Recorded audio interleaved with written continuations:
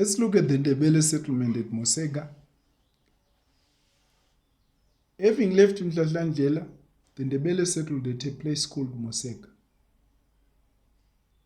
However, this place proved to be not very habitable for the Ndebele.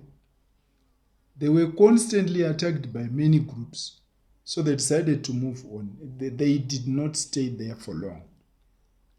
At this point, Mzilikazi decided to divide his group into two, since the group was too large to control and feed at the same time. One group was under Chief Induna Ndebele. It had the old people, the women, the children, the sheep, the goats, and Mzilikazi's children, Ngulumani and Lobengula. This group moved to Mzingwane Valley, where they reached the Roche Estate, and they named the place Gipitegu. The second group followed a longer route. Mzilikazi was the leader, and he was helped by Indunas, including Matrikeni. They moved westwards to Lake Ngami and to the Kalahari Desert. They moved eastwards towards the Zambezi, but the area was full of tsetse-fly.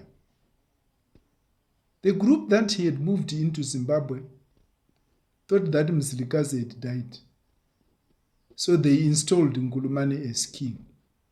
And when Mzilikazi heard this, he came and killed Ndiweni for having allowed Ngulumane to become king.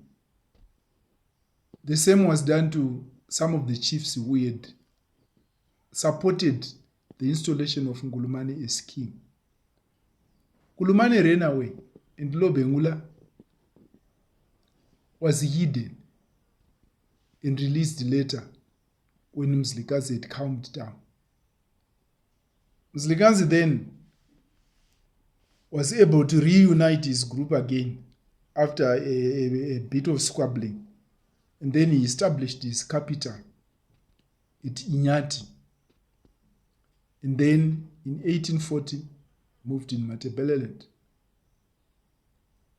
It is believed that the Ndebele arrived in present-day Zimbabwe in 1841, and by that time they found the Roche state seriously weakened and established their state at the current place of modern Bulawayo.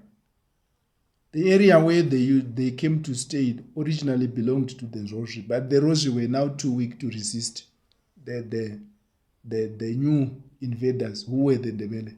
So they simply coexisted with the Ndebele, and the Ndebele state began to develop in Zimbabwe. Thank you.